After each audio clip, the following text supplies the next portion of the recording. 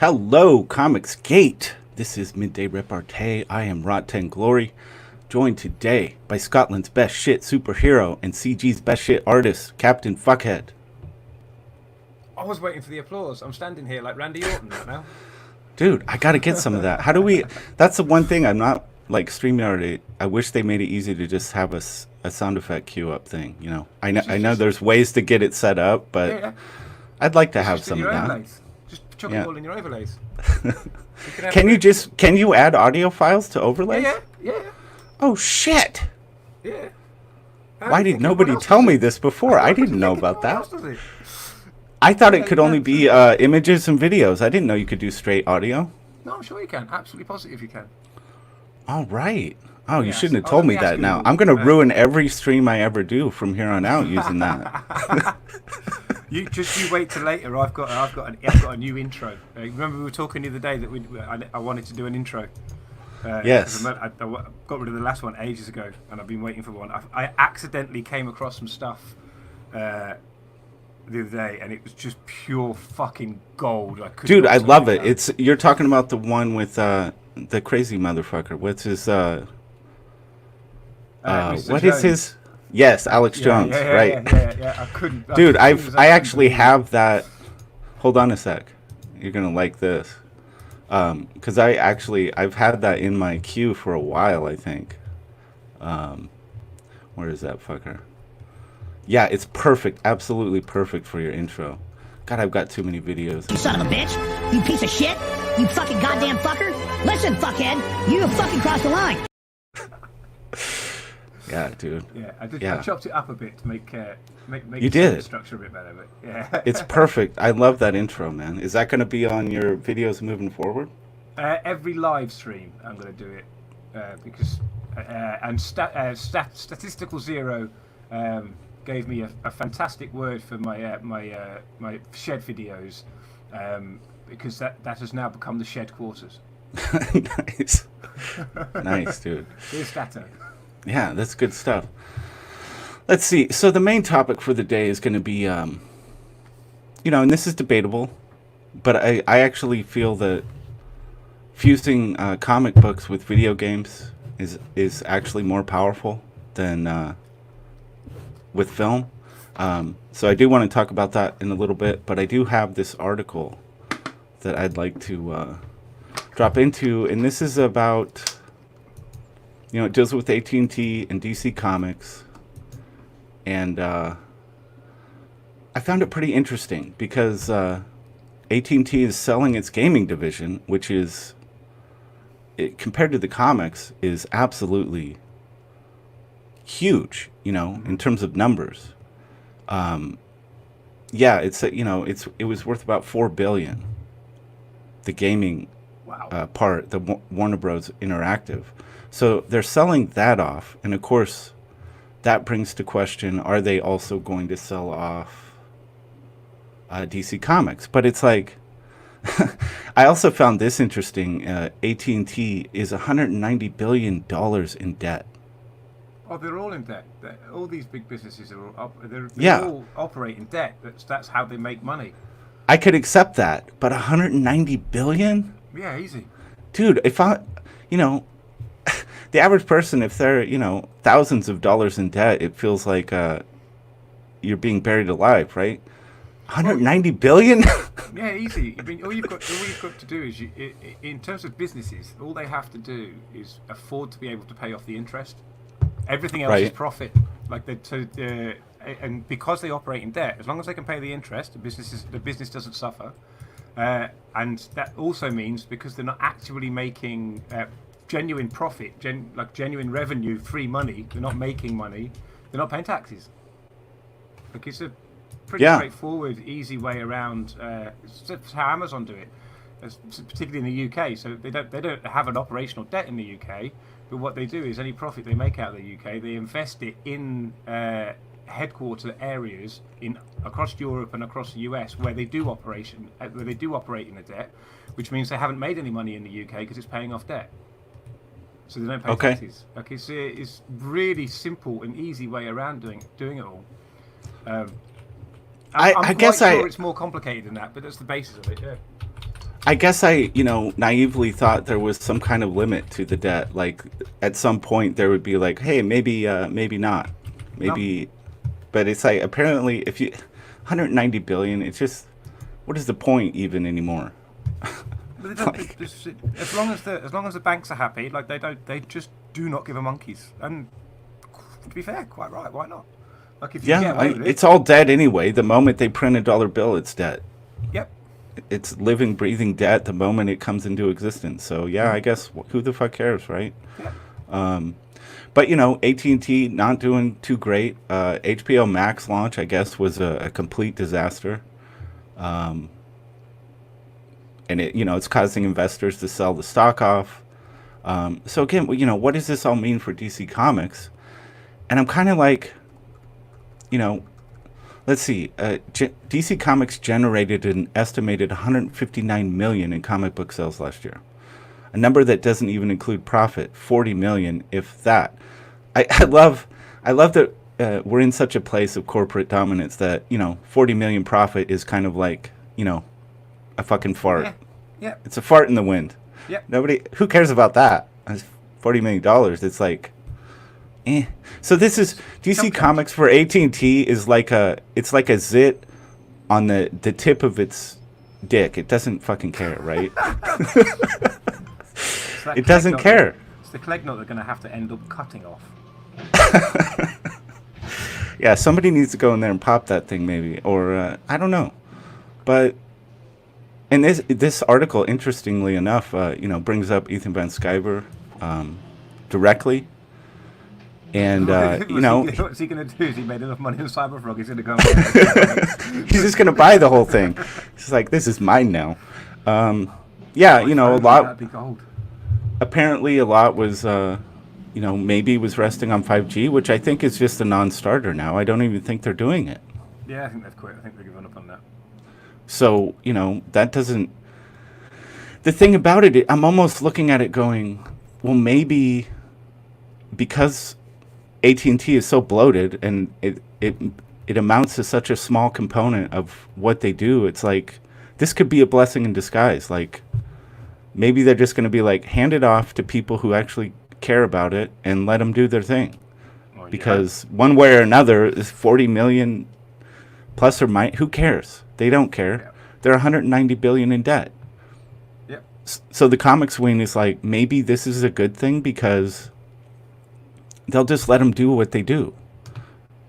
Maybe that could wind up being a good thing. And it does seem to me, your boy Zach recently, one of his most recent reviews was a new Batman comic, and he absolutely loved it. Good. That it was great. The art was really cool. I have to say, it was really good art. He said the story was fun. It was a lot of tropes, but he said it was a great time. And the women were women. Batman was Batman again. So, I'm starting to see there's evidence of life maybe in DC Comics. I'm not saying they're not going to still have some of that stuff that none of us want to see, but I feel like with them leaving Diamond and taking these steps, they still care. There's people over there that care. They don't want DC Comics to go away, and it seems like there's some fight left in that company still. I hope so. I genuinely do, because I think Marvel are fucked.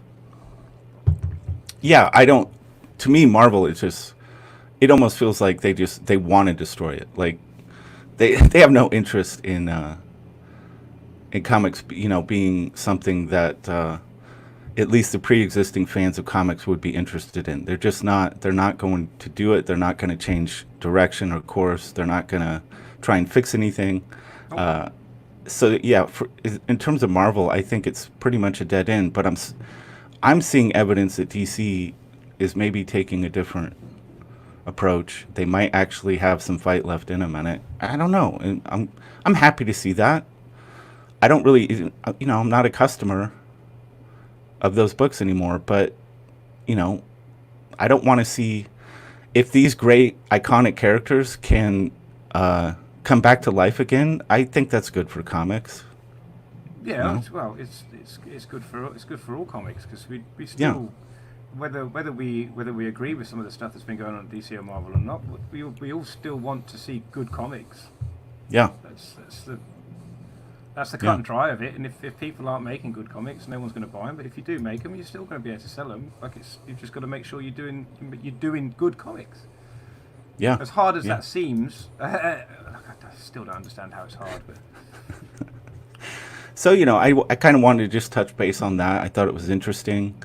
It's kind of odd to me that AT&T would ditch its, video game arm of its company, because video games they make more money than movies. Like, it's the biggest entertainment medium in the world right now. Why would you ditch that? It doesn't make sense to me. But I would suggest they've probably got their eyes on buying something. Oh, that could be. And the quickest way then it'll be one of those things where we can either do this or we can do this. This makes us more money, but to do that we've got to get rid of this bit. Like that sort of shit goes on all the fucking time. Yeah, that's I'm sure with AT&T there are things that are far more profitable than any entertainment thing whatsoever. Like, they're tapped into necessity of life services and such, where it's just like the numbers on that are probably so obscene.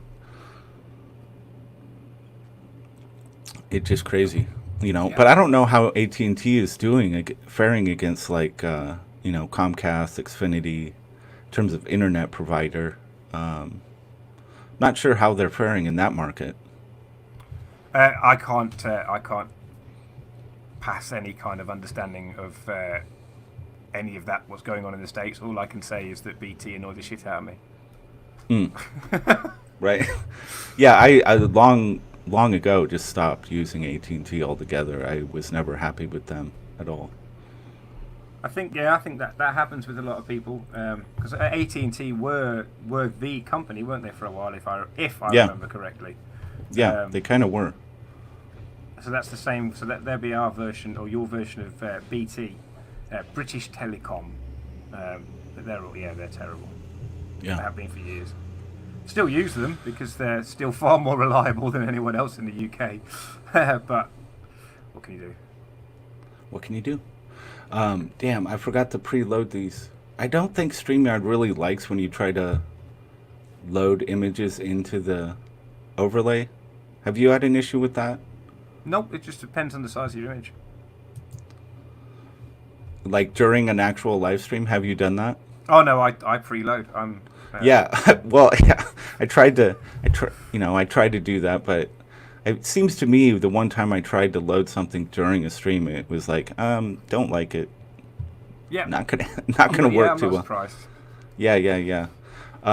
So, what inspired the topic for me today? I actually had a different topic lined up initially, but I just found out about Lucius in the house. How you doing? What's up, Lucius? Where are you? Are you at work or at home? No, I have the day off. Yeah, one of those magical moments. Yeah, you can actually make it on. There's not background noise or anything going on. Yeah. Would you live in a noisy like? Oh no, there's just stuff going on the other day. Like I was in your chat, but I wasn't like on the show because there was no chance of like having good audio at all. Yeah. Mondays are tricky for me because we have people that come and work on the yard outside on Mondays, and this is the 7th week so far, and I've just been lucky as shit. They haven't shown up during. Just pure random luck. Nice. Because if they show up, it's over. Like they're using leaf blowers right outside my window, basically. So it would be show over. Yeah, man. Tell them to use the lungs. I hate leaf blowers, man. Just get a rake. Fucking fuck you. Yep. God damn. It should be out loud. Anyway, Lucia, did you have any, before we move on to the main topic, did you have any thoughts on AT&T? Man, it's so hard to really get a sense of what is going on with that shit. It's like they just seem to like bundle themselves into bigger and bigger conglomerates, and more and more assets, but more and more debt. Like it's just like, okay, I'm nowhere near well versed enough to like give a solid opinion on it. I think I don't know if it was a good move or a bad move that Marvel and DC both like sold themselves to another thing. It seemed to be like I've had the thought that for a long time, a lot of businesses have been living on the fat that we had from, I'd say the post World War II era, where like industry, especially American industry, just owned, because Europe had been obliterated, and we were the major manufacturer, and that was our era, man. That was when New York City was top notch, and that's they had the tube system. Like that was the major thing, was like you could put something in like a tube and send it across the city to another place, and before the fax machine, before like all the shit, like that was the technology. Now it's like all wireless, and like China's in their like heyday, like they're coming too, and it's like all these old infrastructures are just like kind of taking up space, and they should have called it away, man. They should have called it the inner tubes. That would have been a lot more fun. I don't know what the system is called, but I remember somebody telling me about it. Like they still like use that shit.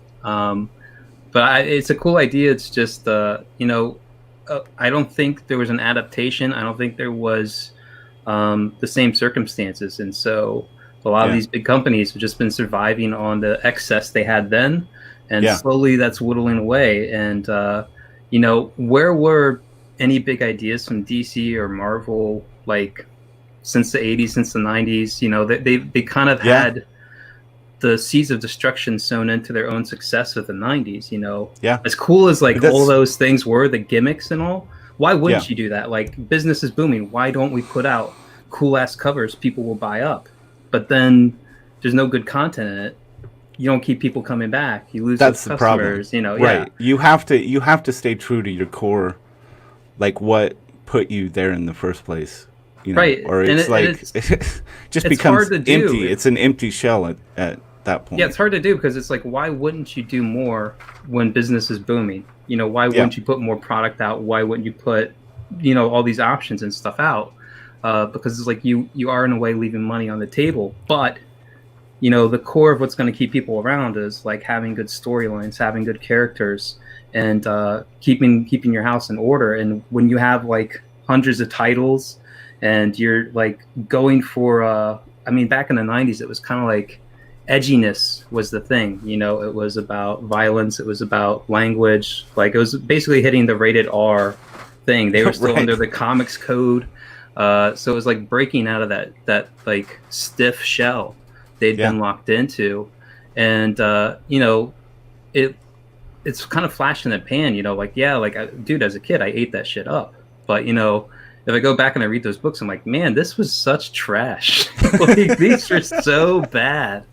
And like you were killing major characters, you were doing like these big like things, and like in a way I think that's a cool risk to take, but they never followed through, they never stuck with that.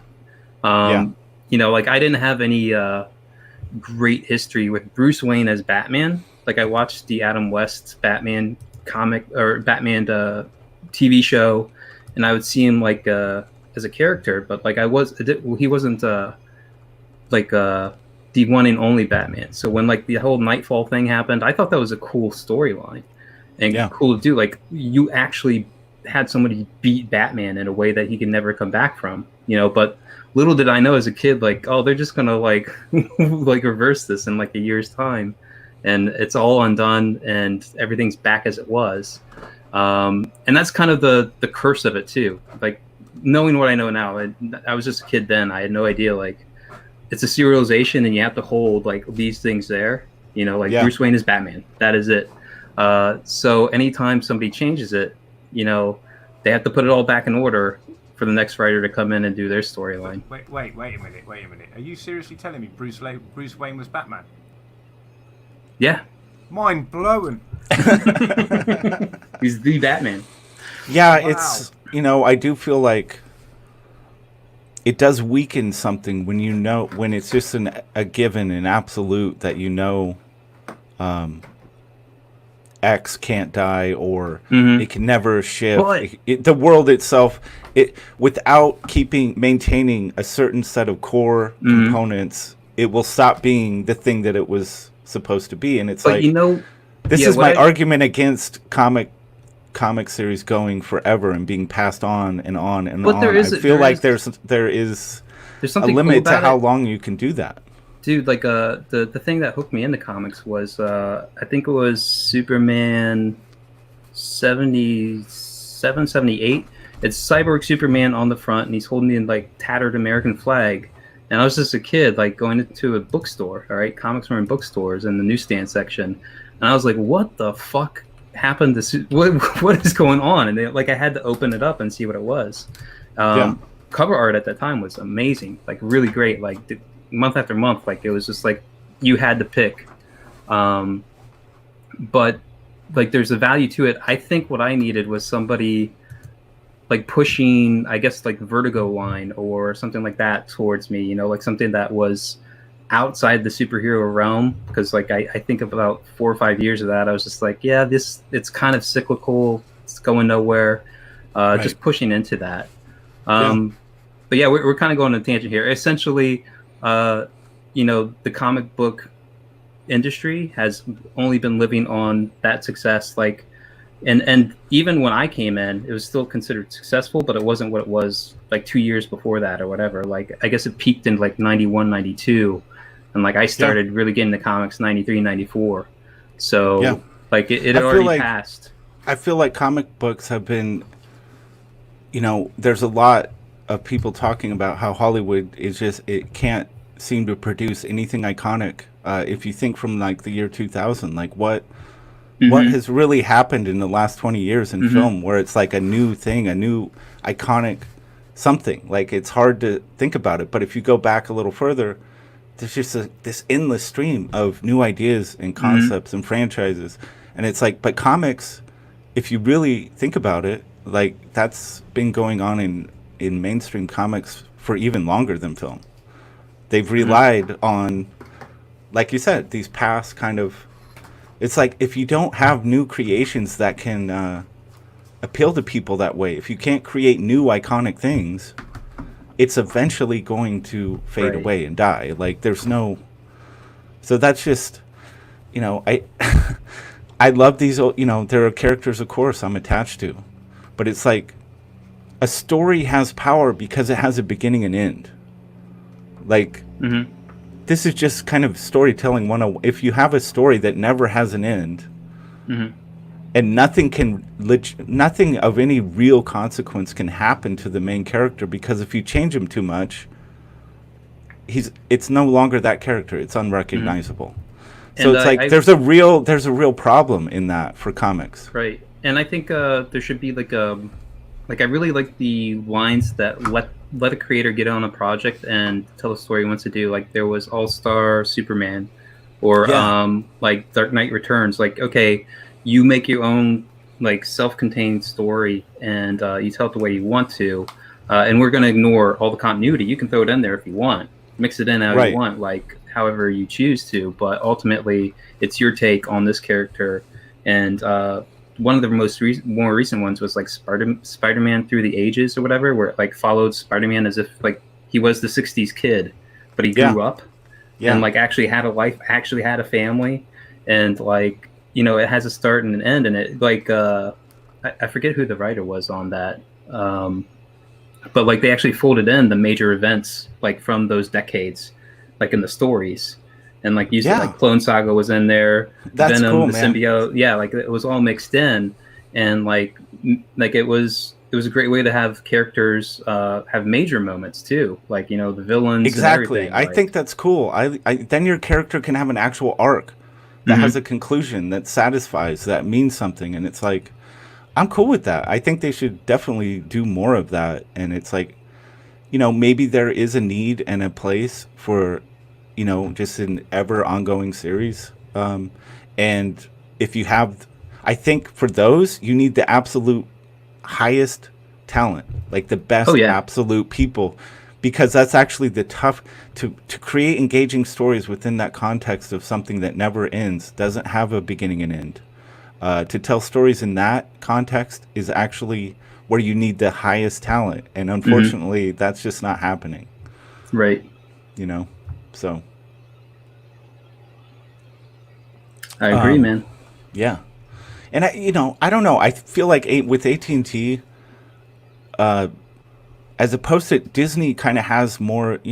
That's kind of their thing, is the storytelling, and I feel like Disney has a closer relationship with its comic books.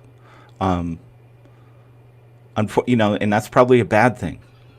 It's not a good thing. I think AT&T probably cares so little about the comics that it's going to work in DC's favor. Like, they're just going to be like, we're going to stuff you in this corner over here because you're so little. They could care so little they could get rid of them too. I don't know. Well, that could happen. That might happen, but I almost feel like it's even getting rid of them isn't even worth the effort. Like, it's not enough money for them to make a difference for them. I mean, the main... So they're just like, I feel like they're just like, dude, you actually turn a profit. So we're going to stuff you over here, do what you want, and have fun with that. And I feel like that could work in their favor. Yeah, the main thing about the true, like, power, I guess, behind the DC Comics is the characters themselves, the IP itself. Like, It's not the comic books and them selling or anything like that, even though I think they could do better. But I think there's been such a traumatic loss of avenue for you to even get your hands on one anymore, that it's so hard to get it back where it was. The moment you lose newsstands, bookstores, like you're losing space out in the world to find them.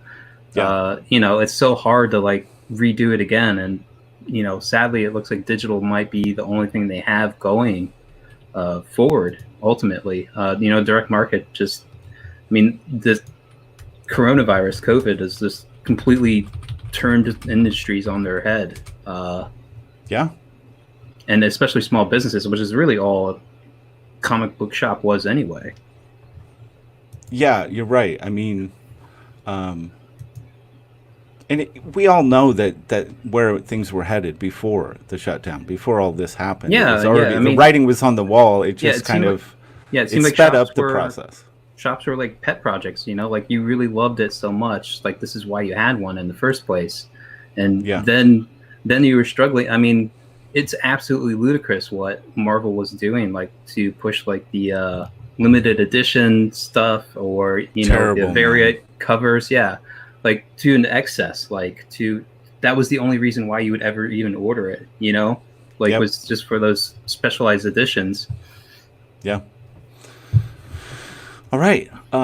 So the main thing I kind of wanted to talk about today, and there's a reason for this, because I found out about something just today that I'm actually really interested in.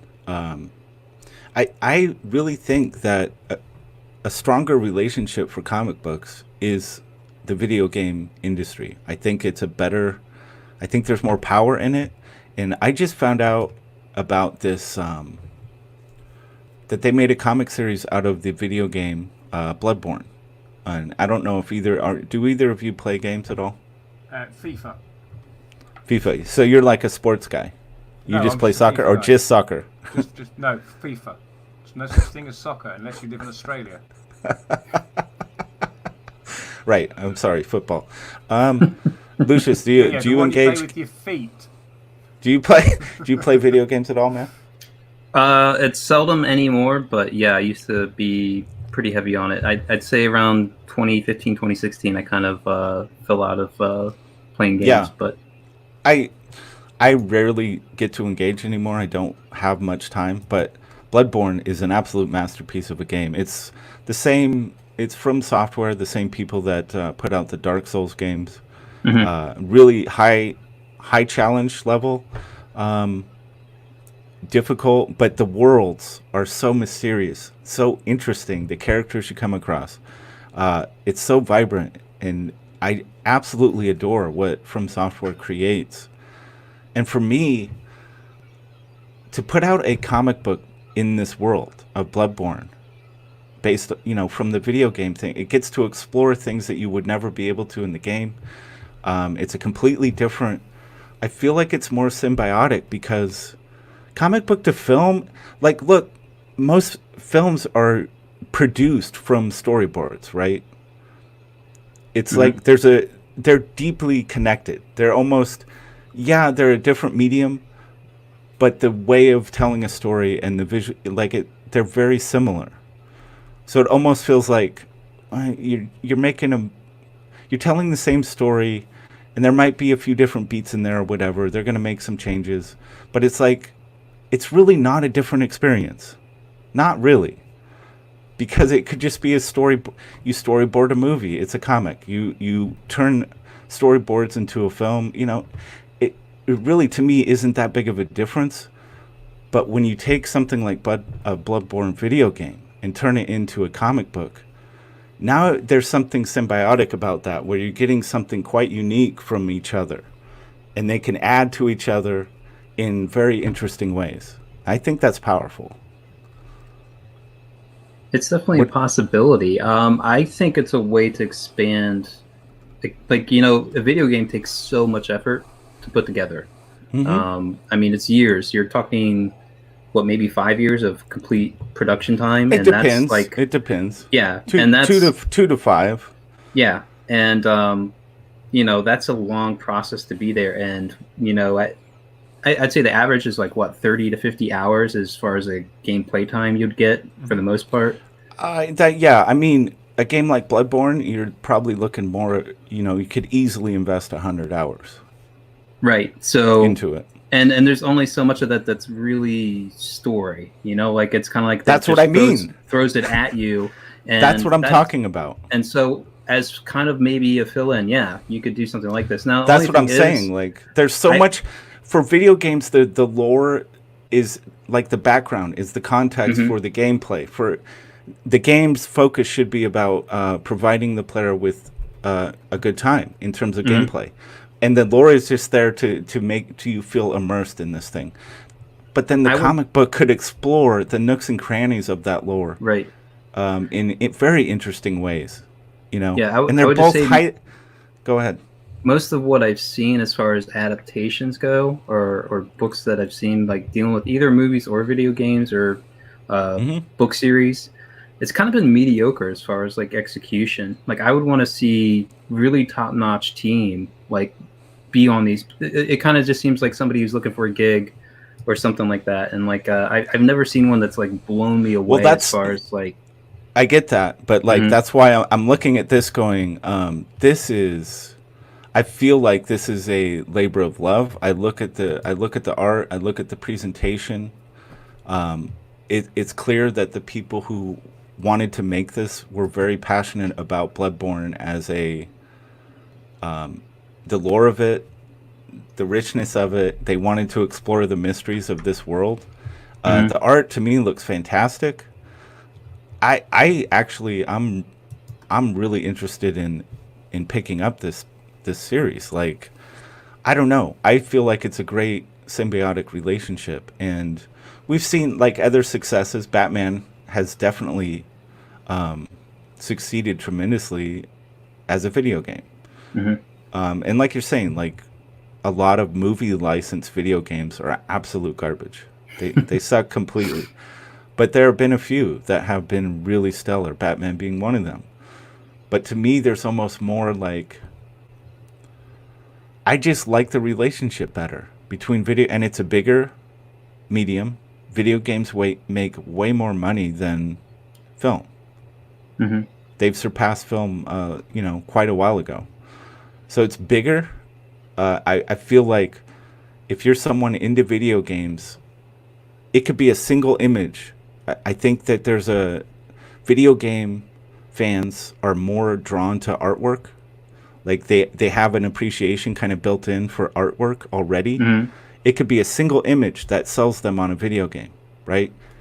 And that can be this. It's just like a comic book cover, right? You see that incredible cover and you're like, I gotta have that.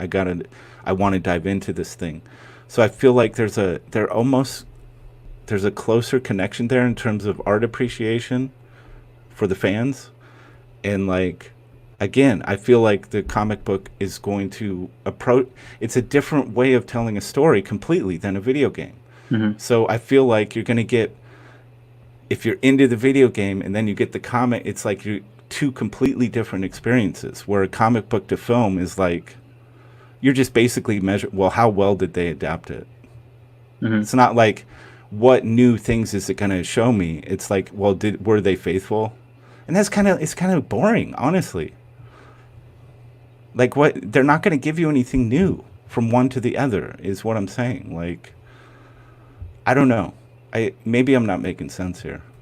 No, it's all right. I think you are. I don't know. Hey, do you ever remember the video game? They actually adapted the Ultimate Comics SpiderMan and made it was Ultimate Spider-Man video game. It was like a PlayStation 2 GameCube one, and they worked really closely with it was Brian Bendis and Mark Bagley, both of them, to make this game. Like, Bendis helped kind of write out like a storyline that they actually, I think, folded into the continuity of the comic book, and Bagley helped like work with the art directive team to like have it look just like the actual comic book did. Like, they did a cel-shaded graphic like thing to really sell like on that imagery. It was really fucking cool. Like, I really dig. It was a good game too, but like it was just one of the more unique looking games out there because they did that. You know, everything at that time was trying to push the boundaries of what you could do with realism. And you know, that was kind of a mixed bag in itself, but this, like, they could pull off a really good looking game because it was cel-shaded and like smooth frame rate and everything, like the city complex. And it's just like those games really pulled me in because I was like, this is like its own world. It feels different from everything else out there, and at the same time, like, you're dealing with characters. At that time, it was like an emerging, you know, storyline universe and stuff, and it was just like a neat way to mix it into the whole thing. So that's kind of like one where comics fed into the video game, and the video game allows you like an interactivity you otherwise wouldn't have. Yeah. That's what I mean. I think it's symbiotic. I think you're getting two very different experiences in this world that can feed into each other, play off of each other, but they're not just a mirror image of each other. I'm not saying, you know, if you're the low quality, the hack versions, like, of course, it's just they're gonna like, well, let's just recreate this experience over here. And it's like, no, if you do it right, I think that they could be very unique, feed into each other, grow the world for people. Like Dave is saying here, you know, I think video games with a real in-depth story should come with an accompanying comic book to broaden the story. And this is another, it could be, I like this idea too, like a comic book tie-in where when you pre-order the game, you get a comic book with it. In terms of marketing, in terms of trying to create new comic fans, that's exciting, actually. That's a really cool idea. It would do a lot in getting people interested in comics again. Video game fans are very much into merchant. You know, they like expanding. If they love a game, they want to kind of have that around them. They want the imagery around them. They want to go delve into it more. So it's like comics could be a great. I just think it's a better relationship moving forward than film because they've already proven that films don't really create new comic book fans, do they? I guess not. I mean, I don't think they really capitalized on that too well. I mean, and at the same time, while like movies have been, I mean, even movie markets have shrunk, haven't they? Like, of course. Just that the comic book ones were like very successful. But in that time, I mean, like how many major bookstores have gone away? You know, print medium is just suffering all the way around, and no doubt, it's hard to convince somebody to pick it up enough. But now it's like, where do you even go to find it? Where do you know? And you could, I know, like I remember seeing stuff like at one of the Regal theaters, like I went to watch the movies at, where it's like almost like an ash can or something like that, like on a table, like it was a giveaway. You know, like here's, you know, reprint of this issue of, you know, that ties into the movie somehow with one of the characters or the storyline, and it was like a giveaway. But man, it's completely different if you shove somebody into a shop and like you have that feeling of like, holy shit, there's so much to look at, there's so much I can engage with, rather than just like tie into the movie where you're only there for the movie anyway. Yeah, exactly. You know, it just doesn't feel like that worked. When you talk about a film like, you know, the Avengers, the culmination of the Avengers series, right? How many people in the U.S. So it's some ludicrous percentage of people have seen that movie, and there's less than 1% of those people are reading a comic book. So it's like it didn't work. Not that was their goal. Obviously, it wasn't. But if anyone thought that those films were going to create comic fans, we've seen that it didn't. So, go ahead, Captain. I was going to say that with the Marvel films, the problem that I think they had, or a couple of problems they had there for me, was if you went to, because I love the Iron Man trilogy. I think that's great. Apart from that, they kind of go downhill. Apart from Deadpool, but that was my first introduction to Deadpool, and I fucking love those two films. But the rest of them, they're all hit and miss for me. But the problem was, if I wanted to go and read more about Iron Man, particularly the Charlie Chaplin Iron Man, what's his fucking name? Robert Downey Jr. I'm sitting here designing a font. Tony Robert Stark? Downey Jr. Yeah, Yeah. No, Robert Downey Jr. I'm sitting here designing a font, looking at Charlie Chaplin posters, and I know he played Chaplin. Yeah. That's where the link came from there. So if you want to go and read about him in the comics, you can't, because he's not there. Yeah, they fucked that. Certainly, they fucked that up. But I mean, the other problem for me as well was you get to the end of the film and they went, there was no, now go buy the comics, kids. I've always wondered about that. Why didn't you do that? Why didn't you have a call to action? So dumb. What a waste. They don't care. So obviously, look, I'm just saying, comics tried to build a relationship with film, and now, all these people care. They just want that big paycheck, right? Turn my comic into a TV series or a film so I can get paid. They don't really care about producing new comic fans. They're using it as a springboard to try and get into this higher paying medium. Well, okay, great, but it doesn't help comics. And maybe it's time to, comics should let's reposition. Let's partner with video games and see if we can't form a stronger relationship, something that actually is symbiotic, where we can feed into each other and help each other grow. Because I got, just like, Motorhead Maiden, I would pre-order a game if it came with a book. How cool would that be?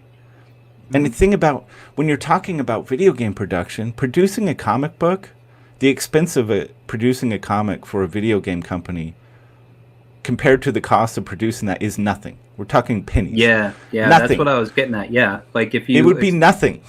If you drop in all these settings, ideas, characters into a video game, and then you have like a comic book backlog series that explores like the history, or even an interval, like you going into the next game, the sequel, or something like that. Like you can cover a lot of ground and give people something to refer to, at least, to go on. Do it the other way. And then it's like, there's tons of video game magazines out there that just their entire thing is video game focused. But imagine these magazines could start having a, maybe a 25-75% split between comic books and video games. Like I said, symbiotic, and the video games promote the comics and vice versa, and it's all image. People are just art appreciators, which I think video game people tend to be into artwork. They probably have art on their walls. They actively engage artwork.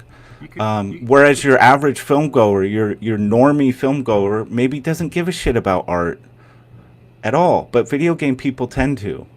You can do it the other way around as well. You could always put QR codes in the back of comic books. Yes. So if you did a series, you could have small, honestly, only for half an hour gameplay for a mobile game that leads into the next comic.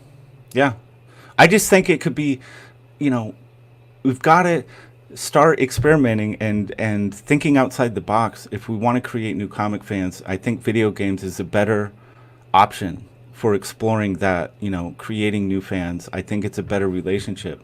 Kami Mark asks, if you could comic size a game, what would you choose? I think Borderlands would be a hell of a fun world to explore in terms of creating a comic. It's a fun world. It's got a lot of humor. It's dark. It's violent. visually speaking, it already kind of has a little bit of a comic book look to it. The visual style of Borderlands already feeds into that. So I think that would make a great comic book series. And again, it doesn't have to be stories. You're not retelling the story of the video game.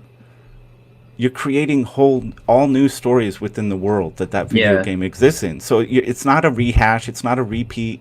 It's adding to. All of it I think that's adds the to important it. part. You can't just repeat what you already played through, because it's going to seem like so much of a less of an experience, if Why try would doing no? that. Yeah, there's no point in that. I don't see any Right. point in rehashing. It's about building the world out, exploring it further. Smiling Bandito was asking for a link. I just popped that in. It looks like he found his way here anyway. Smiling Bandito, how you doing? Hail and well met. How are we doing today? Doing good, man. Good. Doing good. I'm kind of pumped up about this particular topic because I really feel like it could make a difference in comics. Yeah, I be think honest. there's always room for, and they used to know that. They used to know that there was always room for connecting your IPs in various ways. If you want to share my screen for a second, this was Walt Disney's original business model. Holy shit. Hold on. Wow. I'm trying to see if I can. Wow. So we have creative talents of studio theatrical films. Now you notice how you got arrows where everything feeds into the movies, because the movies is the big ticket. That's what's going to be making the money. But then it was. And then you look down here, Disneyland. Yeah. Right? The theme park. That was this is before Disney World even. This is, everything either goes to the movies or goes to here, right? And everything feeds into this. And if you look over here, it says publications, books, and comic books. Comic strips, Walt Disney Magazine, right? There was room for them to be, for them to include comic books previously anyway. And I think they forgot that because, the great Cecil speech. No, that's okay. The great Cecil speech about how they missed out on their marketing opportunity with the Marvel movies. They had a 10-year campaign, unlike anything else, a multi-billion-dollar campaign. They didn't utilize. You went and saw Iron Man. When you went to the comic book stores, it was Riri Williams. You went to go see Hulk. When you went back to in the movies, you went to go see Hulk. When you went to the comic book shop, it was an Asian guy who liked being the Hulk.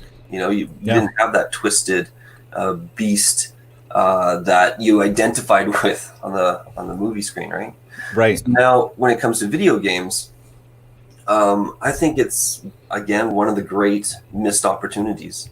I think it's strange that companies, video game companies, haven't tried to create more interaction with comic books. It seems so now that I'm thinking about it, and I have to be honest, I really wasn't before, but now that I've really mentally started engaging it, it's like, dude, this is a perfect relationship. Video games are for art lovers. I can't tell you how many times I've just looked at a game, come to a moment in a game and just in awe of how beautiful it fucking is. And it's because I love art, and that connects with comics so well. Not only does it connect so well, but consider your costs. Everyone here now knows how much it actually costs to make a comic book. Yeah. And for a production studio to not take, the $50,000, because of the production level that they want to look at, for them to not take, $50,000, or, if they wanted to do what we do, $20,000, then, and to produce a comic book to go with their game, it seems, it's absurd almost when you start thinking about it, based on their multi-million-dollar their production of the it's like, this is nothing, and the fans would appreciate it on such a deep level to get that comic book, and you might, and then you something. can it's like, man, this seems like a no-brainer. Let's just fucking start doing this. What I wanted to bring this up. But yeah, I don't know. It's not like you're not having a new thought. Like the idea before was everything ties into each other. Everything goes towards what your big ticket item is, and then Yeah, now here's no, the I thing. get what you're saying. CG is already making video games. So like we Yeah. have Planet Tobar. Yes, He's got his game out. and 6 a.m.'s working on something too. Yeah. Yeah, is that the like the Street Fighter styled? I think he's doing a game based, really just delving into his own art style, his own. Well, little he already world. has one. So he has Yeah. he already has a game out. It's been out for like over a year. That is Okay. based on the characters that he created. Yeah. He's now doing the comic book. I don't know if he's planning Okay. a sequel. I don't think he's actually planning a sequel to the game though. That guy can. Just on a side note, that guy can rap, man. Yeah.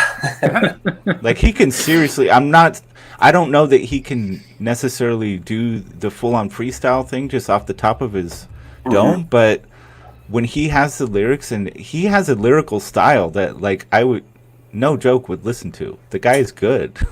So what Ryan Miller is talking about here, that's actually already happening. There's someone Yeah. who is building a game. Yeah. Dude, a straight up 2D Yeah. fighter with ComicsGate characters. Are you kidding me? This is brilliant. Yeah. This is absolutely brilliant, and it's so again. It does seem like CG is kind of on board with this already. Yeah, I think it's a great idea, and video games are a much bigger medium industry than film right now. Mhm. They make much more money. Yeah, So- and I mean, especially for like ComicsGate, you already have your fan base. So everybody who's picked up a Cyberfrog video game, or sorry, Cyberfrog comic, they would be interested on some level with a Cyberfrog video game. So like your fan base is already there. You're not having to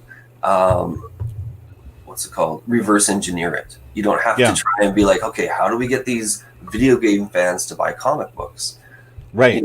Getting people who are buying comic books to buy a video game is way easier. Way easier. Yeah, yeah, yeah. Than I mean, doing- obviously, the fear is because video games are very difficult, expensive thing to produce. You know, the fear is, of course, that a bad video, you know, anything that comes out with your intellectual property that is bad is not helpful. So, you know, the fear with a video game, is that it's quite difficult to make an actually competent, seriously good video game. It's not easy. Yeah, there's more pieces than in a comic book, for sure. I mean, the Yeah. comic book can be a one-man show. Right. If you, yeah. So, Yeah. whereas the video game is a little bit harder to do that. But, I mean, people still do. So, Yeah, it can be done. But it does seem like it could be a very cool thing. And you know, I really want that Bloodborne comic, man. I love that world. I think all of From Software stuff would lend itself really well to video games. I mean, comic books. It's like, yeah, we should be doing this. And I didn't know there was a Destiny. Ted Lehman asked about Destiny comics, and I'm not familiar with. I didn't. I don't know. I wonder if we could find out real quick. yeah, I'm trying to take a look here. Okay, cool. I'm trying to see what... Yeah, I would be curious who about produced that. it. Was it So they back- actually tried to. They didn't just try to bundle comics with the video game. They actually tried to sell a comic series. I was not aware of that. So that would be interesting. But this is going the opposite direction. So, like with Destiny, what they were trying to do was sell a comic book to video game people. I think you have to know, if you want to share my screen again, you'll see that the arrows don't just go from one thing to the other. They say, okay, this actually connects and this connects. Okay. So it's not where merchandising Yeah. connects to distribution, right? So, and the arrows sometimes only go one way. The publications only go, oh no, it goes back the other way too. Sometimes the arrows only go one way. So Right. like merchandise licensing doesn't go to comic strips. Comic strips though goes to merchandise and licensing. So, Got you. Yeah. you know, you don't want to put the cart before the horse, basically. Yeah, I see what you're saying. Right. And I think trying to sell a comic book to video gamers is a lot harder than selling a video game to comic book.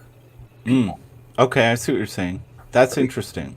Yeah. No, that's an interesting concept. That's why, you know, Ethan couldn't come out with action figures last year. If he'd come out with action figures last year, he probably wouldn't have the success he would have this year doing it. And it might actually kill it before, because if he dumps a lot of money into action figures, you know, a year and a half ago, it might not have been successful enough for him to be able to try again. And whereas this year, I mean, he's going to, I mean, if he doesn't make $1 million off of his action figures, I'll be surprised.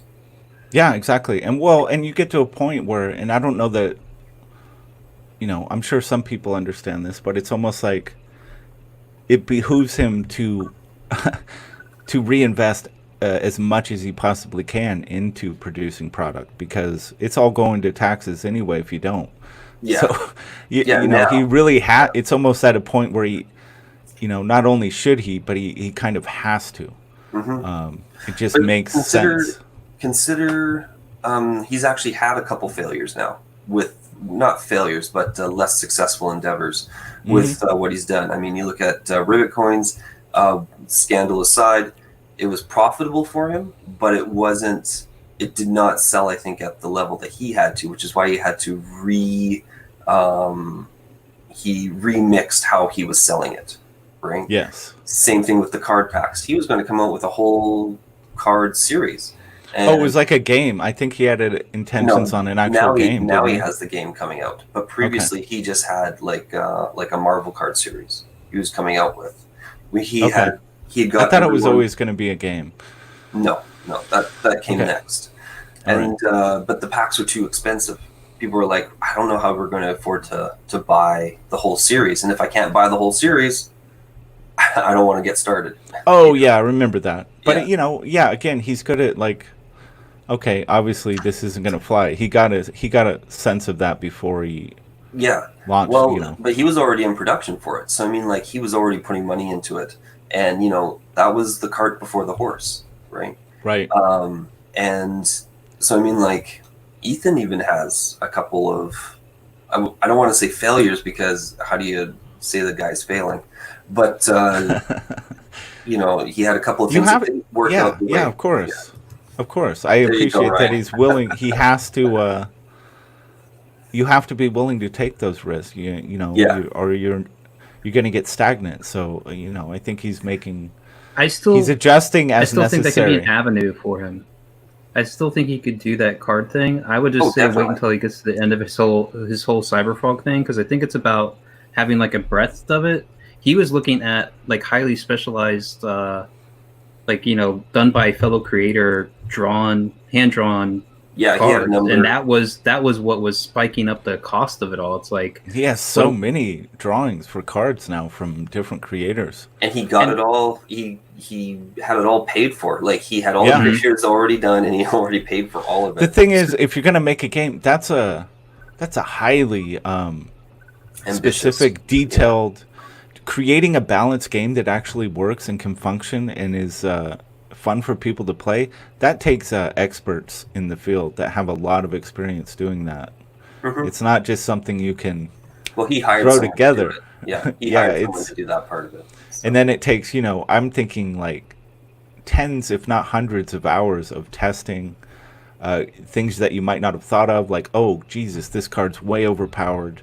We have to balance this. I mean, it takes a lot of fine tuning. It's a lot, but if he pulled it off, fucking nerds, for fuck's sake. Fuck you, fuckhead. Everyone's a nerd. You just got to know what you're nerdy about. I'm not even a like Magic the Gathering person, but I know enough about it that it's like, whoa, you really have to know your shit to make a game like this work.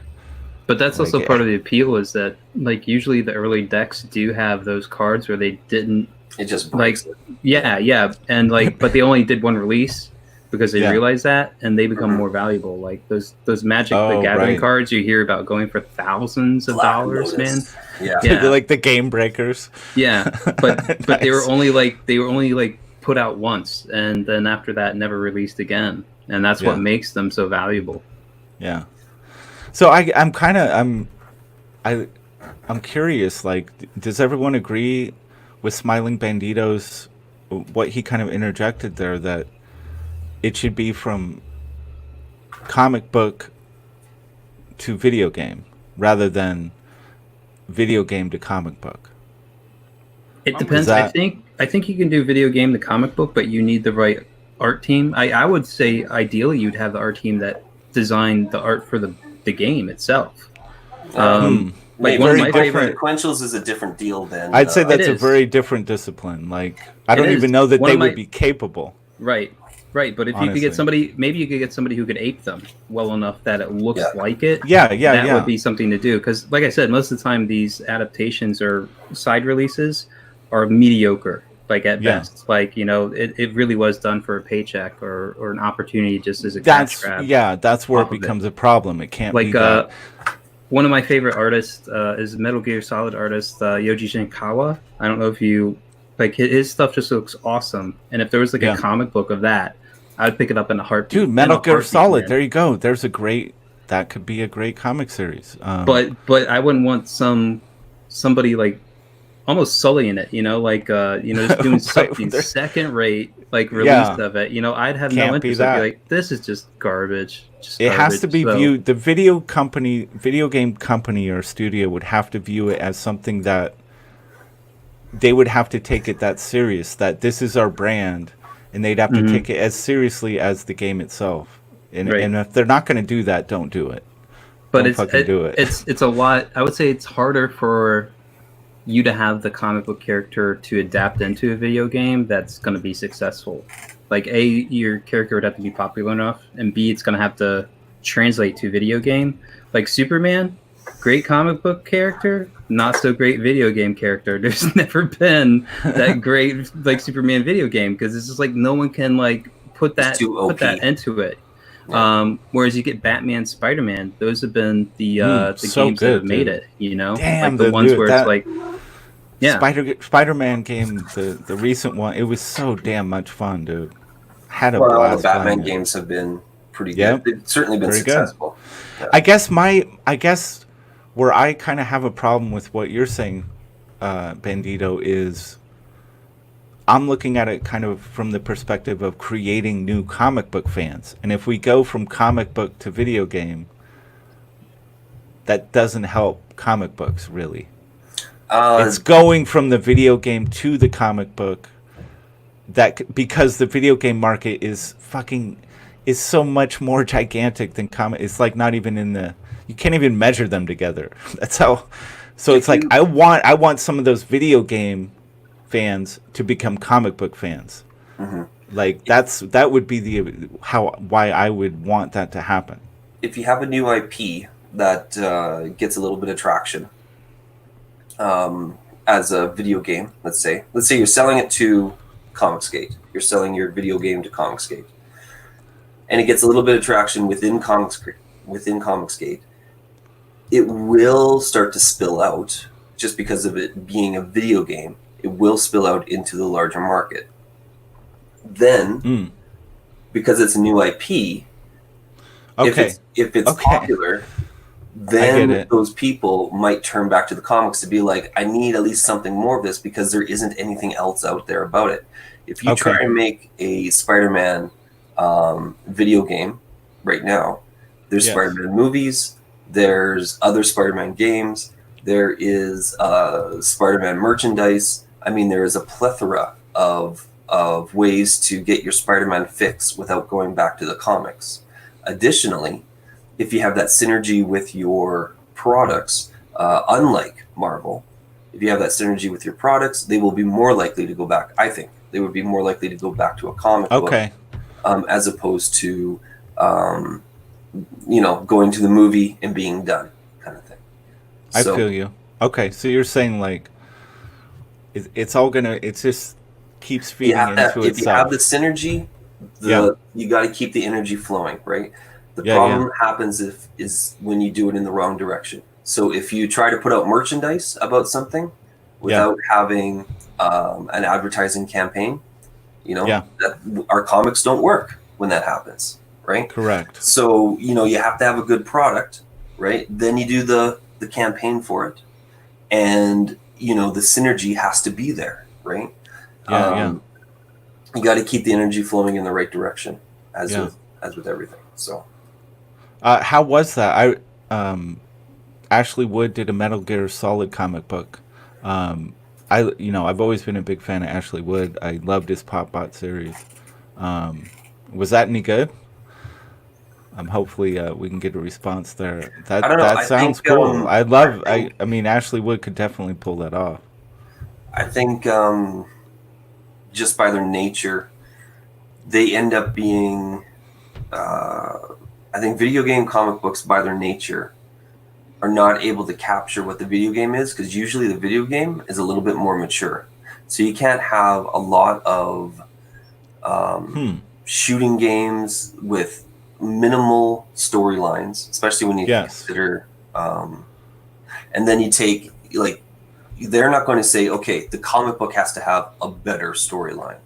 They're not going to say, the comic book is kind of an afterthought unless they seriously put some production into it. And the likelihood of them putting that much production, a larger company, putting that much production into something they don't know how successful it's going to be, seems unlikely. So, I can't argue with that, just based on track record. I can't argue with that at all. It's like what video games used to be to movies, right? Like, it wasn't until, or the other way around. It's what it's going to just be a quick money grab kind of thing. Like, no, I get that, and it has to be the right. Again, this is why Bloodborne. That's why what sparked this whole topic for me was the Bloodborne thing, because the video game is so mysterious. It creates this very rich tapestry of a lore, but it leaves a lot to the It leaves it up to you in so many ways as the player to, like, what it means, I feel like the comic book,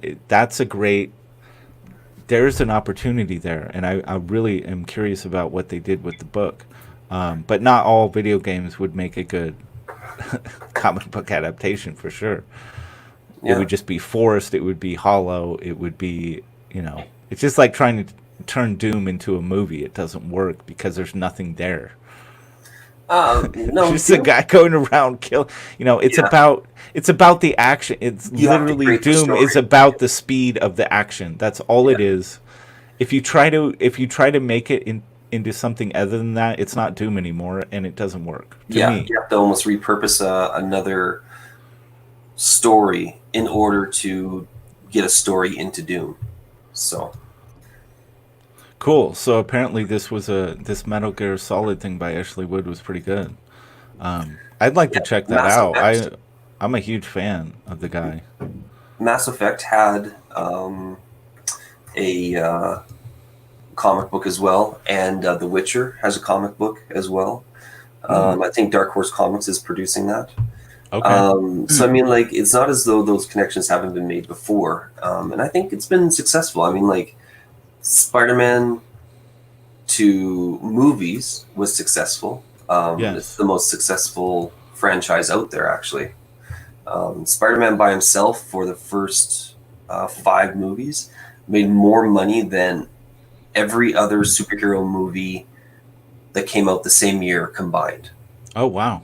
I wasn't aware of that. That's awesome. So, and because of the merchandise and everything. So, yeah, I don't actually have the numbers right in front of me, but I've seen a graph of it, and even when Batman came out, Spider-Man crushed Batman. That is fantastic. Wow. Yeah. So, I mean, like, those that's, they do exist, and I know the video game is hugely successful as well. So yeah, all the Spider-Man games have been successful. Yeah. So they weren't all good, but they were all successful. Yeah. Well, the first one, like on the GameCube, that first one changed how video games were being developed. So once they got that, just ever put together. Sorry, I had to say that. What'd you say? Still the best console ever made. Yes, 100%. Cheers.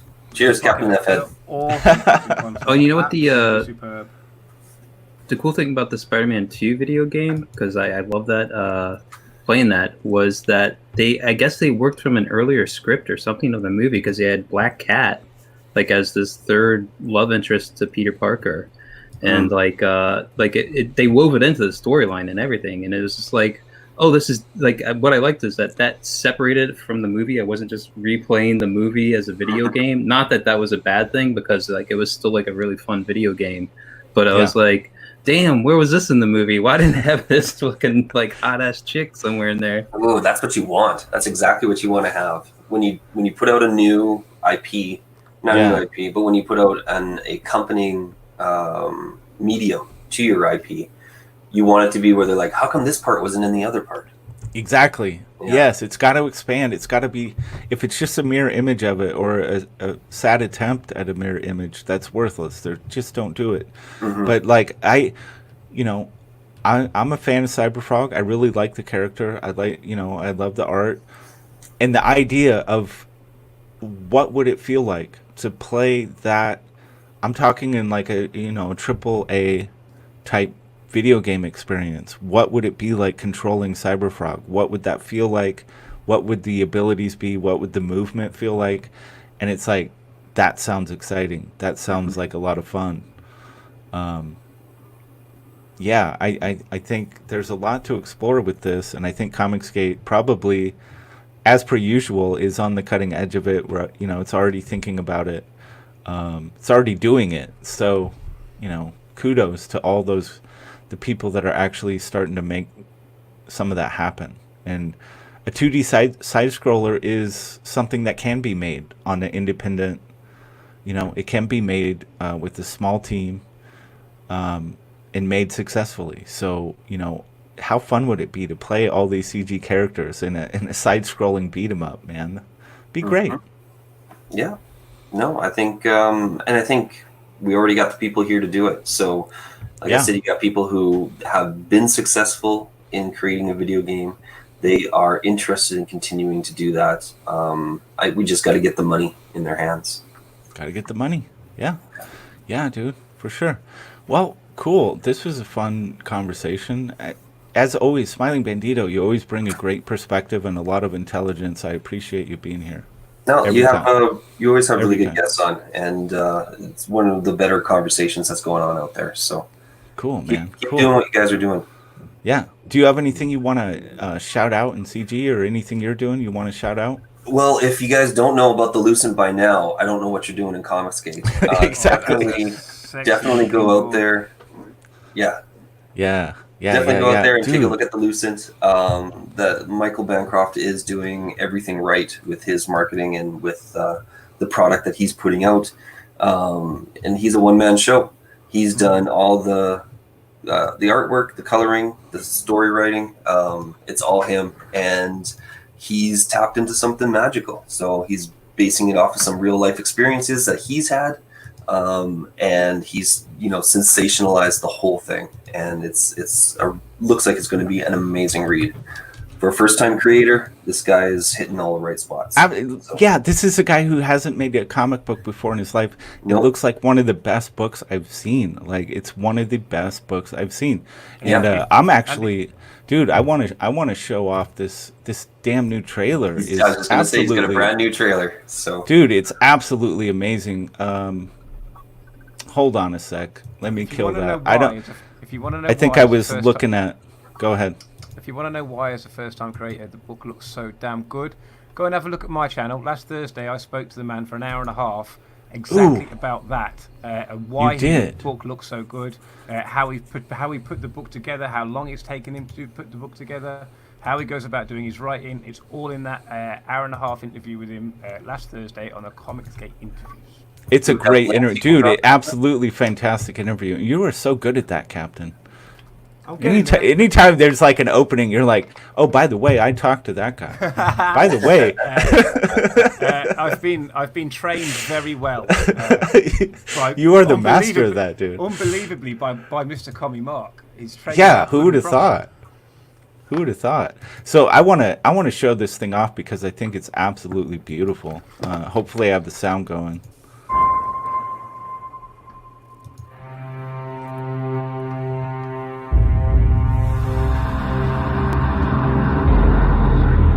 When dreams and reality collide, a life is turned upside down.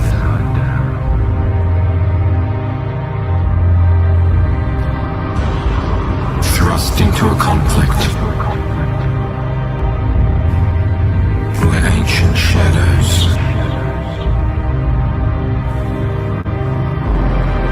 fight secret wars.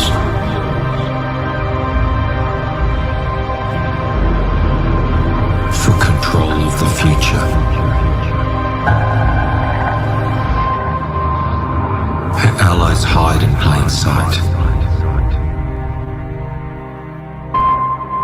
But so do her enemies.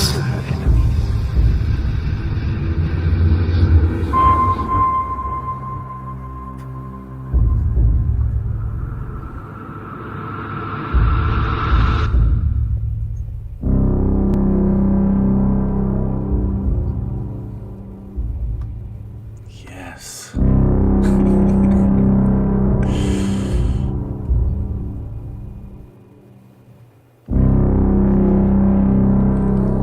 God damn it, dude. Yeah, Tell me you it- couldn't tell me you couldn't just show that to video game players and they wouldn't want the game just based on that with no. Yeah, That's what I'm talking about. That trailer may be, dude, it's easily in my top 5 now. oh, definitely. It may be the strongest to date for ComicsGate. Like that Well, thing that's, is awesome. What was that? What's his name again? Ascension. Yes, Ascension Cinema was involved in, like, I think it may have been like a remix of something. Yeah, but he remixed the original and did the Yeah. audio.